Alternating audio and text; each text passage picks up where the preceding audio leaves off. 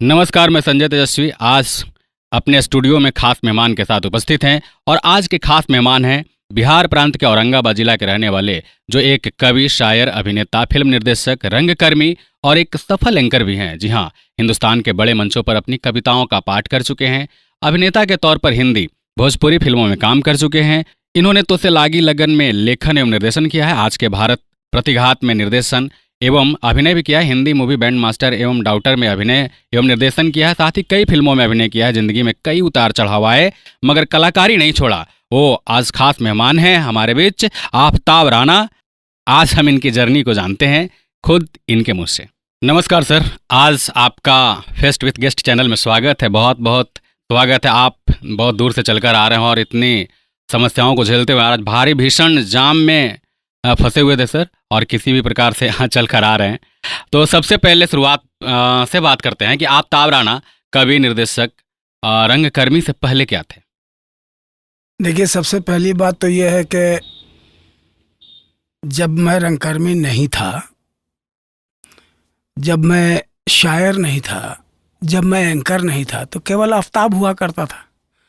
एक जनरल व्यक्ति जो कभी खेलता था और कभी कुछ करता था। तो फिर इस कलाकारी के क्षेत्र में आप कैसे आए? ये कोई भी चीज़ ऐसी है कि अचानक कुछ नहीं होता जी। कहीं ना कहीं आपके अंदर जिज्ञासा होती है और उन जिज्ञासाओं को या तो आप मरने देते हैं या आप उभरने देते हैं। तो मैं रंगकर्मी पहले हूँ, उसके बाद एंकर हूँ, और उसके बाद या ये कहिए कि इन तमाम चीज़ों से पहले मैं अपने घर के चूल्हे जलाने का गैस हूँ, रोटी का गेहूँ हूँ, पतीली का चावल हूँ। अच्छा, एक बात जानना चाहते हैं कि सबसे पहले आप रंगकर्मी थे, फिर धीरे धीरे कवि बने। तो कहते हैं लोग कि जब किसी शायर का या जो लोग शायर वो लोग बनते हैं जिनका कभी न कभी प्रेम में दिल टूट जाता है वे शायर बनते हैं, कवि बनते हैं। तो क्या ऐसा भी घटना घटी है क्या आपके साथ? देखिए, जहाँ तक दिल का सवाल है तो दिल तो सबके पास है तो जुटेगा भी और टूटेगा भी। लेकिन मैं आपको एक बात बताऊं, थोड़ा सा अटपटा लगेगा। मेरी भी एक गर्लफ्रेंड हुआ करती थी। क्या बात है? हाँ, और वो गर्लफ्रेंड जानते हैं कौन थी? जिसको प्रेमिका कहते हैं, माशूका। वो माशूका मेरी अम्मा थी। वाह। तो जो बच्चा अपने अम्मा को और उसकी ज़रूरतों को अपनी प्रेमिका बना लेगा, वो किसी हाड़ मांस की लड़की से प्रेम करेगा क्या? सही बात है। कोई ऐसी कविता जो आप हमारे दर्शकों को सुनाना चाहते हैं? 2-4 लाइन सुना दीजिए। देखिए, बात दरअसल ये है कि कविताएं सेकेंडरी हैं, बाद में आप पूछ लीजिएगा। लेकिन जब आप पूछ रहे हैं तो देखिए, क्योंकि अभी हम एक कवि आफताब राणा से बात कर रहे हैं। अच्छा। शायर आफताब राणा से बात कर रहे हैं, इसलिए तो मैं आपके माध्यम से आपके दर्शकों को 4 लाइनें सुनाना चाहता हूँ। बीत रही है जवानी रूठने मनाने में, क्या बात। दस्तक दे रही है पीरी। पीरी इन द सेंस बुढ़ापा। दस्तक दे रही है पीरी खुद को मनवाने में। क्या बात। और पांव रस्सी पे हवा में जिस्म मुअल्लक स्थिर है ना। पांव रस्सी पे हवा में जिस्म मुअल्लक, बचपना बीत गया रोटियां कमाने में। वाह, क्या बात है। बचपना बीत गई रोटियां कमाने में। अब हम बात करना चाहते हैं अभिनय के क्षेत्र से। तो आपने अभिनय कहाँ से सीखा?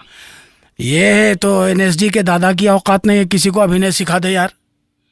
अभिनय आपके हर के अंदर है, और सारे लोग एक बेहतरीन अभिनेता हैं। जैसे आपके पापा ने आपको आवाज़ दी, संजय कहाँ जा रहे हो? आप बेटा हो गए जी। तो आपने उनको कहा कि मैं बाजार जा रहा हूँ। जैसे ही बाजार के लिए मुड़े तो आपकी पत्नी ने कहा, सुनो जी कहाँ जा रहे हैं? तो तुरंत पति हो गए। तो अभी पुत्र थे, अभी पिता हो गए, पति हो गए। अब जैसे पुत्र और पति का रोल आपने पूरा किया, आगे बढ़े तो आपकी बेटी, पापा मैं भी चलूं क्या? अरे नहीं नहीं, मेरे लिए चॉकलेट लेते आना, तो तुरंत आप पिता बन गए। पिता बन गए। जैसे ही दरवाजे से बाहर निकला, आप जैसे ही निकले तो आपकी बहन या आपके भाई ने कुछ फरमाइश के, भैया जरा मेरे लिए फलां बिस्कुट लेते आना, तुरंत भाई हो गए। तो प्रत्येक व्यक्ति में अभिनेता पहले से मौजूद है। ये शर्त ये है कि वो उसको पहचान ले, केयर नहीं करता। हाँ, मेरे साथ एक बड़ी विचित्र घटना हुई थी। मैं अभिनेता होने से पहले सिनेमा हॉल का प्रचार किया करता था। अच्छा। हाँ, नरेंद्र टॉकीज है औरंगाबाद में जी। मैं उसके रिक्शे पे प्रचार करता था, बहनों भाइयों 4 शो में देखिए फलाना फिल्म, और कुछ एक्स्ट्रा पैसा मिल जाए उसके लिए पोस्टर वगैरह साटता था। औरंगाबाद में एक संस्था थी जो नाटक करती थी, तो मुझको अच्छा लगता था, तो मैं भी जाने लगा वहाँ। तो मेरा काम यह था कि रिहर्सल शुरू होने से पहले मैं वहाँ पहुँच जाता था और सब झाड़ पोंछ के अगरबत्ती वगैरह जला के तैयार, लेकिन हमको रोल नहीं मिलता था। अच्छा। तो एक बार हमने अपने गुरुजी से कहा कि सर थोड़ा बहुत छोटा मोटा कोई रोल हमको भी दे दीजिए। कहीं अच्छा सोचेंगे, लेकिन सोचने की बात थी कि अगले एतवार को जब विरहद रिहर्सल था, उस दिन मैंने कहा कि सर कुछ सोचिए मेरे लिए। तो हमारे एक कलीग थे, मैं नाम नहीं लेना चाहूँगा, उन्होंने कहा कि देखिए ऐसा है आफ्ताब जी, आप आते हैं सब कुछ करते हैं, बहुत अच्छी बात है, ये हायर इंटेलेक्चुअल्स की चीज़ है, नाटक का हायर इंटेलेक्चुअल की चीज़ है। हाँ, ये रिक्शा छाप के बस की बात नहीं है। क्या बात। उसके बाद हमको बहुत बुरा लगा। तो किसी सूरत से हमारी मुलाकात दाऊद नगर में स्वर्गीय उमेश जी से हुई। अच्छा। और रामविलास सिंह जी के रामविलास सिंह जी के पुत्र, वो भी अच्छे साहित्यकार थे। फिर बाद में क्या हुआ नहीं हुआ, लेकिन उन्होंने हमें समझा और उन्होंने हमें मौके दिए। तो मौका जो दिया, तो पहला मौका हमको क्या मिला कि दाऊद नगर से टीम छपरा गई हुई थी मयूर कला केंद्र के नेशनल कंपटीशन में। उस वक्त 3 हिस्से में नाटकों का कंपटीशन होता था। पहला जो मंचीय, दूसरा नुक्कड़, और तीसरा जो आप रंग जुलूस निकालते हैं, उसमें भी कंपटीशन होता था। रंग जुलूस में भी। रंग जुलूस में भी। अच्छा। तो हमको आजमाने के लिए यहाँ के लोहिया नाट्य अकेडमी के रंग जुलूस में हमको शामिल किया गया। तो रंग जुलूस ये था कि कई देश के प्रतिनिधि हैं जिनके पास एक खूब बड़ा सा राइफल है और भारत माँ बैठी हुई है, और ये लोग उस राइफल को लेकर दौड़ते थे भारत माँ को मारने के लिए। अच्छा।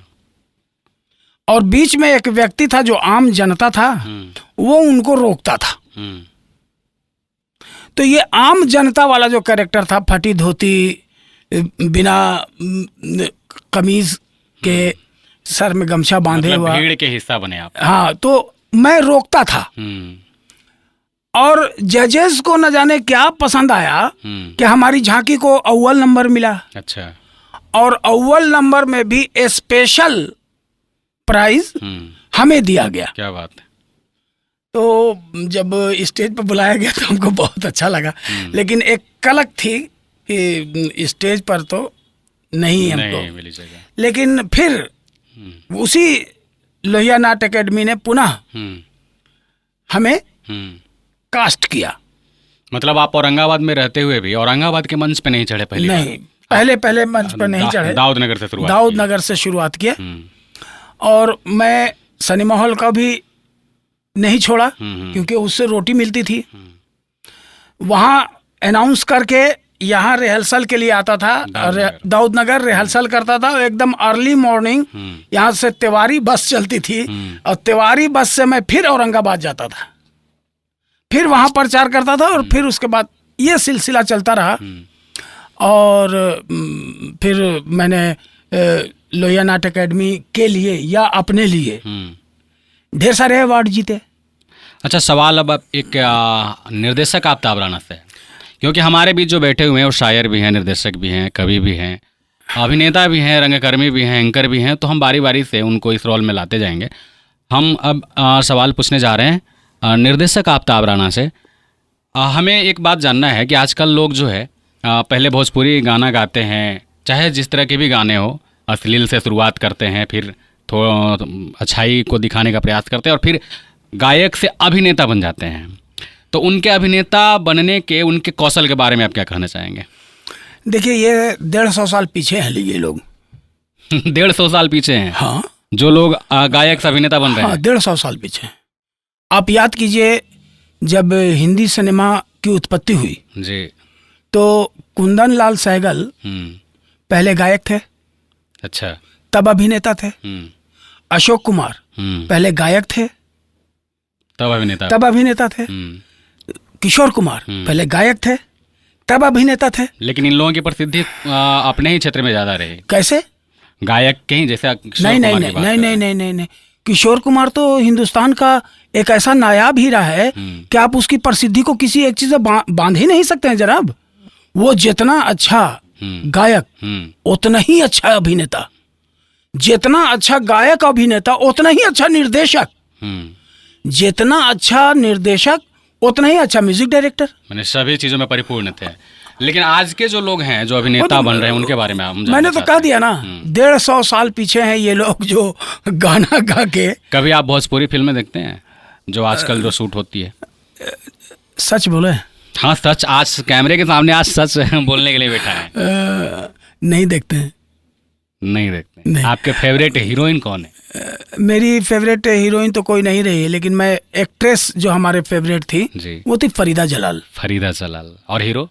हीरो मैंने सिर्फ 2 लोगों को बहुत पसंद किया है। तीसरा मेरे पटल में नहीं घुसा, एक नसीर साहब, एक ओमपुरी साहब। मुझे लग रहा था कि और नसीर साहब तो खैर हर किसी के दिल में है, बहुत ही। नहीं, नसीर साहब इसलिए एक्टर हैं, इसलिए कि वो व्यक्ति पर्दे पर आने के बाद नसीर लगता ही नहीं है। नहीं, आज आप उनकी एक फिल्म देखिए, कभी मौका मिले तो, पार। पूरी फिल्म में है, लेकिन कहीं पर नसीर नहीं है। पार लाजवाब जिसको कहते हैं ना, लाजवाब, तो वो लाजवाब फिल्म है। अब सोचिए, नसीर उस वक्त तक हीरो हो चुके थे, नसीर उस वक्त तक एनएसडी के गोल्ड मेडलिस्ट थे। वो करने के लिए उनको कलकत्ता जाना था शूटिंग के लिए। वो कलकत्ता पहुंचे, लुंगी पहना, गंजी पहना, और गंजी कौन वाली जिसमें पॉकेट होती है ना, वो जो सिल के आती है, वो पहना और निकल गए। धर्मतल्ले में फुटपाथ पर बैठ के, जैसे जो एकदम निम्न स्तरीय लोग जो बाल कटवाते हैं, दाढ़ी मोछ कटवाते, वैसे बैठ के वो दाढ़ी मोछ कटवाए। अच्छा, अपने कैरेक्टर में वापस पूरी तरह से आने के लिए। और तब उन्होंने आईना देखा तो कहा कि मोछ थोड़ा सा डिजाइनदार लग रहा है, इसको और सीधा सपाट कीजिए। तो फिर वो, तो अब जो आदमी अपने कैरेक्टर पर इतना होमवर्क कर रहा है, सही बात है, तो सोचिए कि वो तो आपके दिल में तो घुस ही जाएगा ना। ये भोजपुरी वाले हीरो कितना करते हैं? कहाँ कुछ करते हैं, बस गए सूट पे सीधा सीधा शूट करो। अरे बाबा, मैंने भोजपुरी की 1-2 शूटिंग देखी है। डायरेक्टर कह रहा कट, तो कह रहा कि काहे कट, ठीक तो हो गई।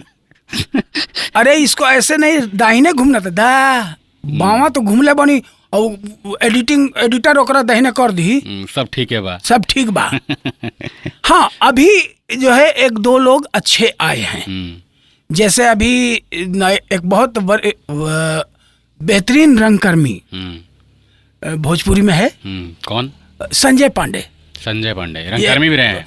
रंगकर्मी ही है वो। अच्छा, पूरी पूरी तरह आज के डेट में उसको, आज शूटिंग है और आज ही उसका ड्रामा है, तो शूटिंग छोड़ देगा, ड्रामा करेगा।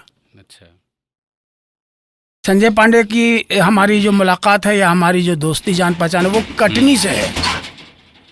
कटनी से वो टीम लेके आते थे, हम इधर औरंगाबाद से टीम लेके जाते थे।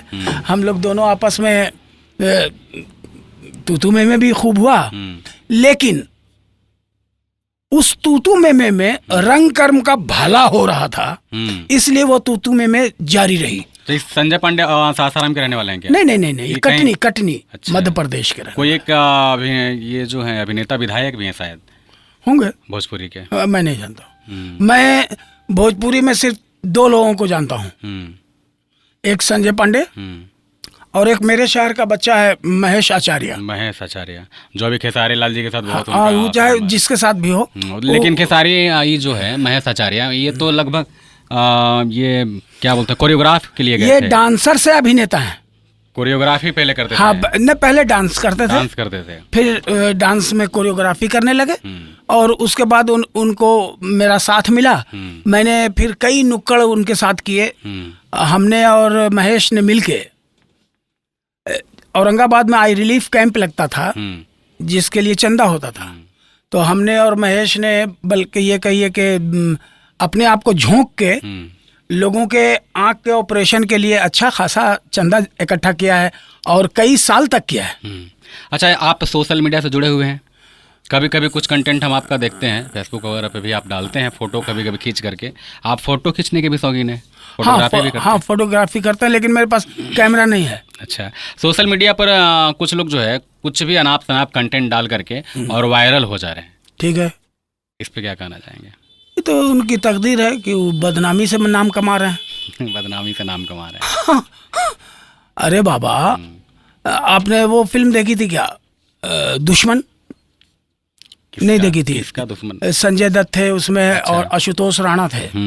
आशुतोष राणा को जब बेस्ट एक्टर मिला तो उनसे पूछा गया कि आपको कैसा लग रहा है, कहें कि ये तो दुनिया के सबसे विचित्र है कि मुझको जो भी मिल रहा है दुश्मन से मिल रहा है। दुश्मन से मिल रहा है। तो आइए, यही आज है सोशल मीडिया पर जो लोग कंटेंट डाल रहे हैं, बेवकूफ है बदनामी लोग। से नाम। हाँ, बस इसीलिए करता हूँ यारों में उल्टे काम। बदनाम भी होंगे तो क्या नाम ना होगा। अच्छा, सवाल एक रंगकर्मी आफ्ताब राणा से यहाँ बोला जाए कि नाटक में कैरियर है कि नहीं? 100% है। कहाँ? कहाँ? आपके यहाँ?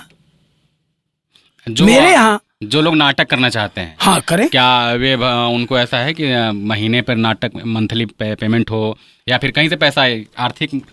देखिए, सबसे पहली बात तो ये है कि हम लोगों ने अगर नाटक को केवल केवल केवल मनोरंजन का साधन बनाया है तो आप मनोरंजन कमाइए। तब तो फिर इससे वही लोग जुड़ेंगे ना जो संभ्रांत फैमिली से हैं। कौन कहता है? तो फिर आर्थिक मदद उनको कैसे हो पाएगी? जो लोग जुड़ेंगे, अभी जो नए बच्चे जुड़ जाएंगे। आपने कहाँ कहाँ नाटक देखा है? अपने यहाँ दाऊदनगर में। दाऊदनगर एक बहुत बड़ा शहर होता है रंग कर्म का। गया पटना। मैंने दाऊदनगर से छोटा ओबरा है ना, ओबरा भर का एक शहर है कुल्टी।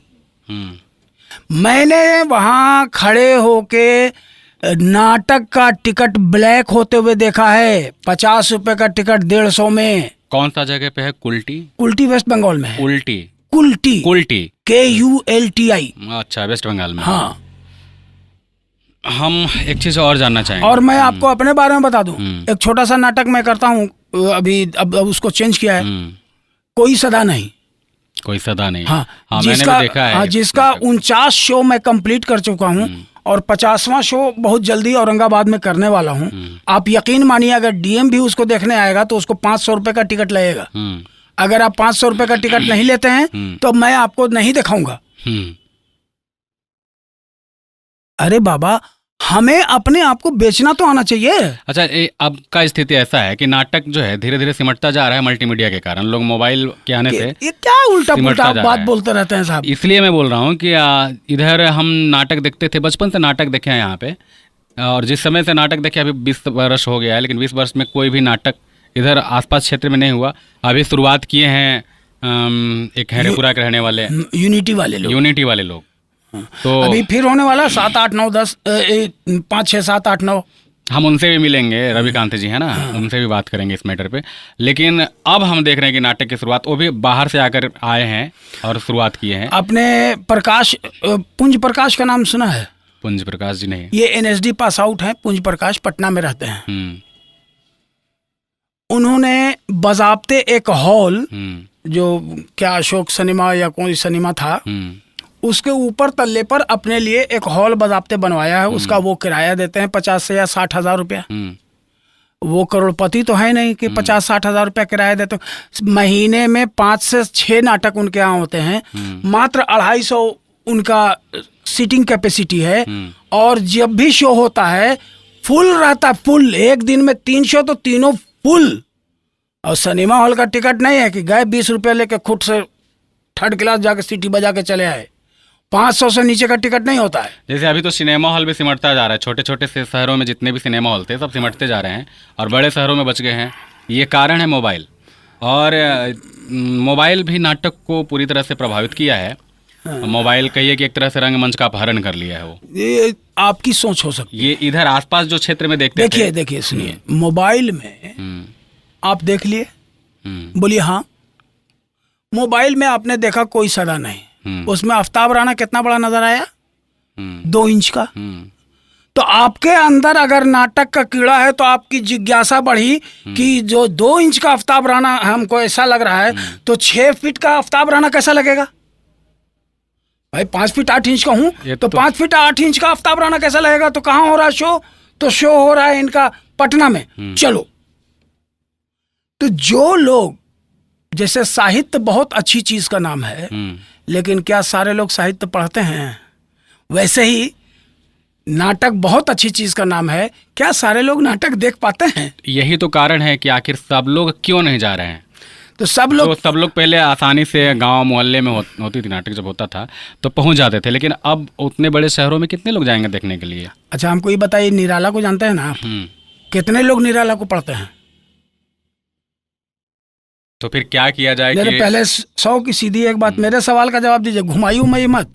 आप लोग पढ़े लिखे आदमी जो हैं घुमाइबे करते हैं। ऐसी बात नहीं है, मेन है कि अच्छा ठीक है, निराला के बारे में निराला को सारे लोग नहीं पढ़ते हैं, लेकिन सारे लोग के नहीं पढ़ने के बाद क्या निराला जो है उजाला हो गए? निराला ही है। उसी तरह सारे लोग मत देखें, नाटक ही रहेगा।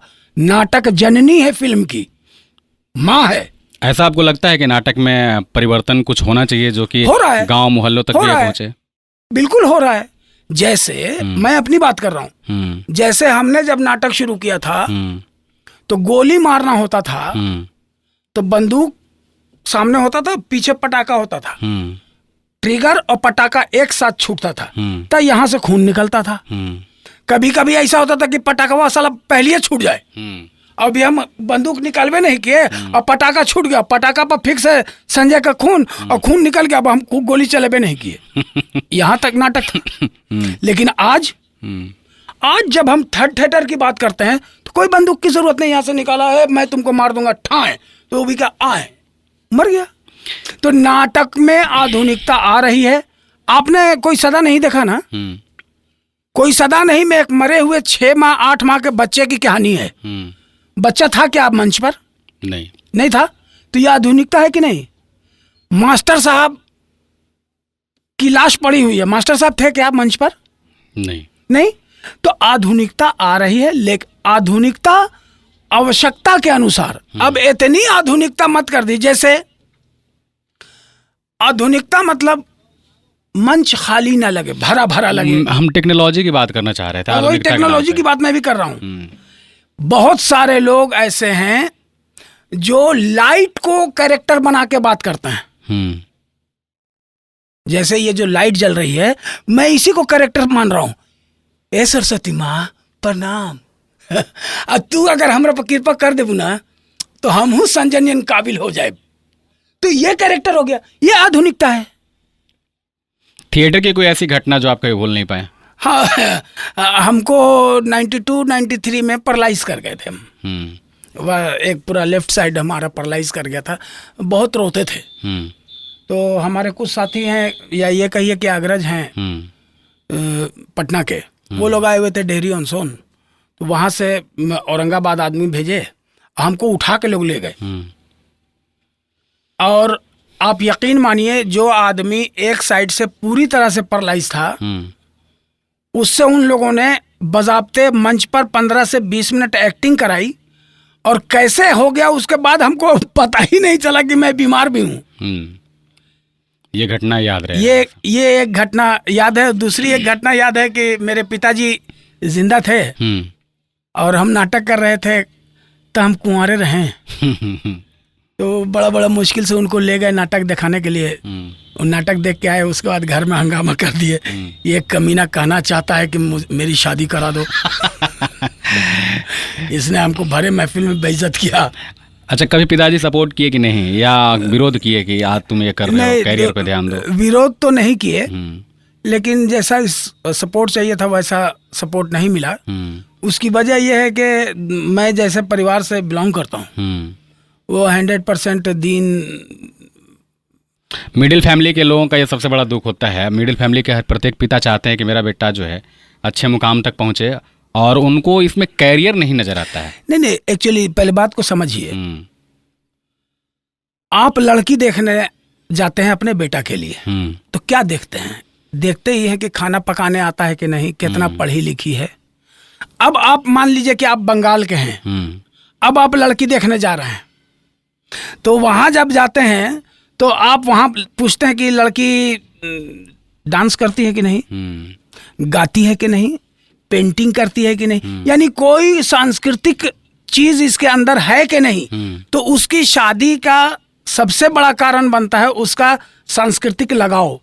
हमारे समाज ने आज तक संस्कृत कर्मियों को अपना अंग नहीं माना है, जबकि यही संस्कृत कर्म भिखारी ठाकुर को जो है कि एक बड़ा लीजेंड बनाता है। क्या भिखारी ठाकुर जिस समय शुरू किए होंगे उस समय दौर बड़ा विचित्र रहा होगा? अपने समय में साड़ी पहन करके नाचना, तो उस समय तो और हे दृष्टि से लोग देखते होंगे, बहुत है दृष्टि से देखते थे। आज भिखारी लवंडा कहते थे उनको। लवंडा। आज भिखारी ठाकुर की इतनी सम्मान और इज्जत जो मिल रही है, क्या पहले वो सम्मान और इज्जत उनके जीते जी मिला कभी?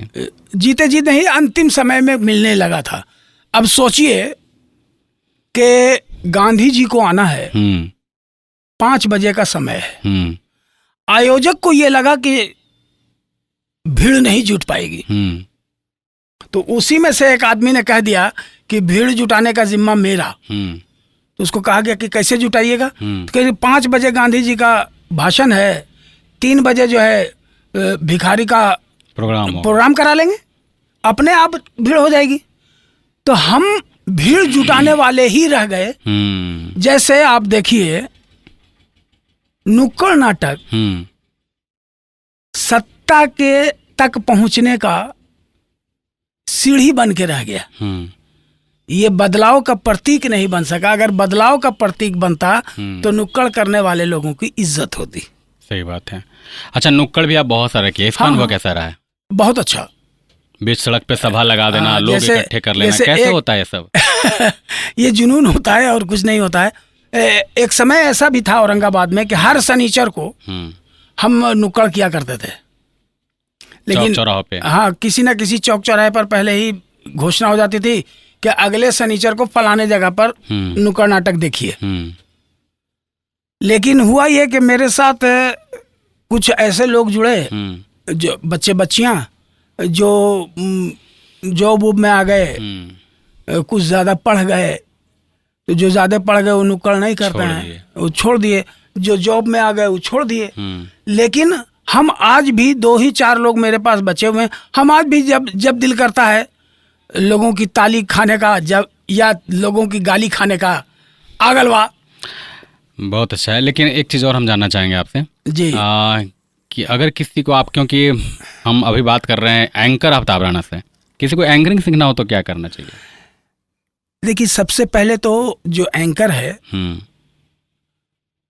वॉइस का मॉड्यूलेशन उसको आना चाहिए, जो थोड़ी सी प्रैक्टिस के बाद आ जाता है। फिर उसको अपने अंदर शब्दकोश बढ़ाना पड़ेगा, जरूरी है, वो जरूरी है। और शब्द न केवल अंग्रेजी के हों, न केवल हिंदी के हों, न केवल उर्दू के हों, मिक्स उसके पास कोश बढ़ना चाहिए। 2 बात है। तीसरी के उसके पास शेर व शायरी का हुनर अगर नहीं है तो समझने का हुनर होना चाहिए। अगर वो शेर व शायरी नहीं कर सकता, प्रैक्टिस, एक तरह से कहेंगे प्रैक्टिस है। और जिसको भी अनाउंसर होना है, मैं आपके माध्यम से, आपके चैनल से बता रहा हूँ, जिसको अनाउंसर बनना है वो सुबह उठ के कम से कम 600 बार ताली जरूर बजावे। 600 बार ताली जरूर बजाएं, तब आप एक सफल एंकर होंगे। अब आप सवाल कीजिए कि ताली क्यों?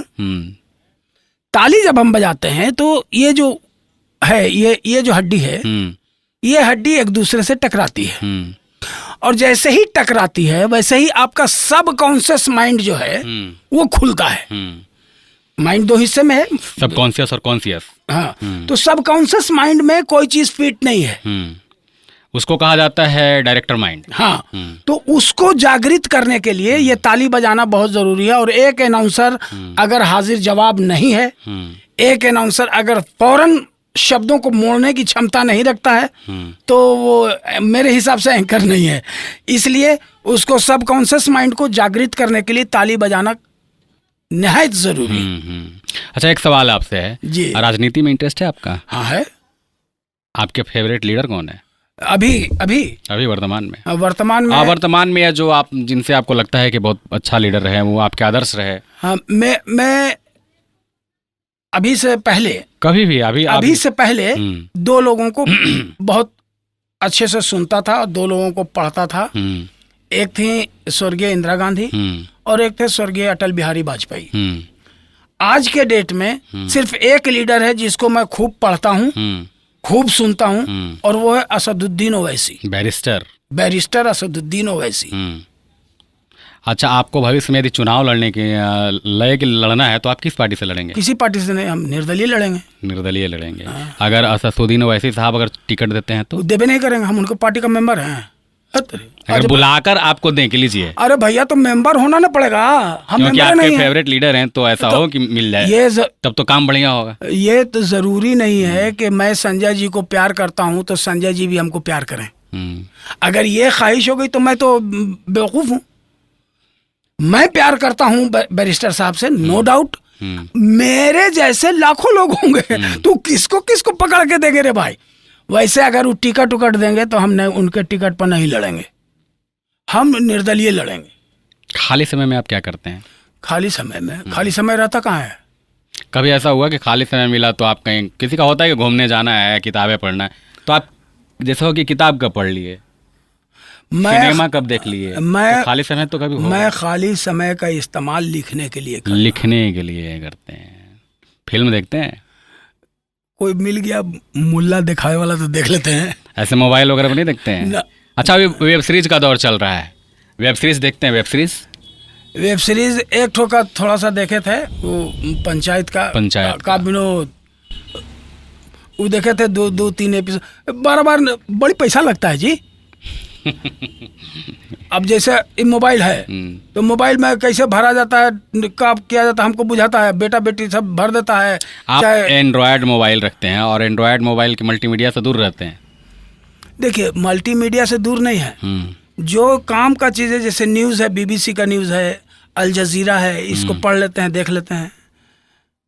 अच्छा, एक सवाल और है। हाँ, आप लगभग कब से इस क्षेत्र में काम कर रहे हैं? देखिए, समय? हाँ, 14 अगस्त 1979 को 1979 शुरुआत किए थे में हम पैसा लेके एंकरिंग किए हैं, और उसके पहले फ्री में बहुत दिन किए होंगे। तब तो आप आज तक बहुत पैसा कमाए होंगे इस क्षेत्र में?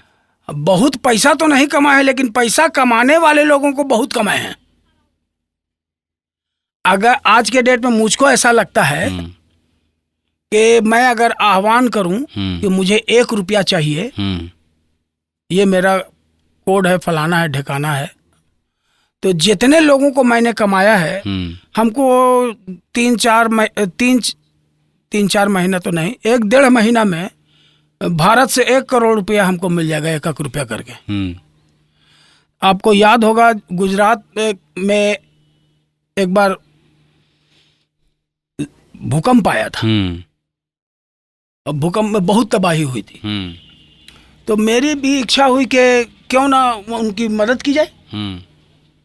तो मदद करने के लिए हमने नुक्कड़ तैयार किया, आओ खेल खेलें, नुक्कड़ का नाम था। 1-1 रुपया करके 3 दिन में हम 27,000 रुपया जमा किए थे। 1-1 रुपया करके, जो 10 रुपया देता था उसको 9 वापस कर देते थे। अच्छा। तो आखिर बच्चों ने हमसे पूछा कि सर, ये आप 1 रुपया ले रहे हैं, 9 रुपया वापस, कोई 100 रुपया दे रहा है, तो काहे नहीं 100 रुपया ले लीजिए, ज़्यादा पैसा होगा। हम बोला ज़्यादा तो पैसा होगा, लेकिन मेरा दर्द ज्यादा जगह हस्तांतरित नहीं ना हो पाएगा। 1-1 रुपया करेंगे और 27,000 जब हमें मिलेगा तो 27,000 लोगों को मेरा दर्द चला जाएगा। 27,000 लोगों से जुड़े। हमने 27,000 भेजा। अब वो भेजने में लफड़ा, बैंक कहे कि डीडी बनाइएगा तो पैसा लेंगे। हम लोग उसमें से पैसा खर्चा नहीं करना चाहते थे। हम लोग डीएम के यहाँ चले गए।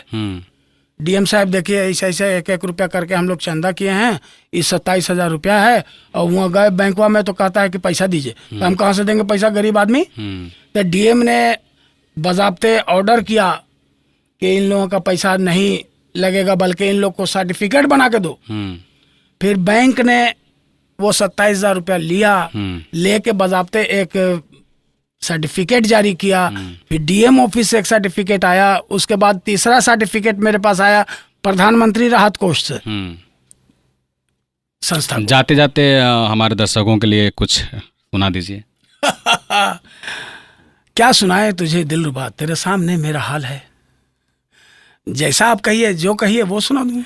कुछ भी सुनाइए जो आप सुनाना चाहते हैं आज। शेर सुनिए। हाँ, शेर सुनाइए। कि शेर कुछ यूं है कि उसने है ना, उसने जैसी शोहरत दी है वैसी शोहरत चाटूं क्या। उसने जैसी शोहरत दी है। आफ्ताब राणा का बहुत बड़ा नाम है। शोहरत चाटने में, तो शोहरत को तो चाट के हम जिंदा नहीं रह सकते। सही बात है। उसने जैसी शोहरत दी है वैसी शोहरत चाटूं क्या। मुंह में लेकर लफ्जों की आरी, शब्दों की आरी, लफ्जों की आरी, मुंह में लेकर लफ्जों की आरी, सारे रिश्ते काटूं क्या। वाह।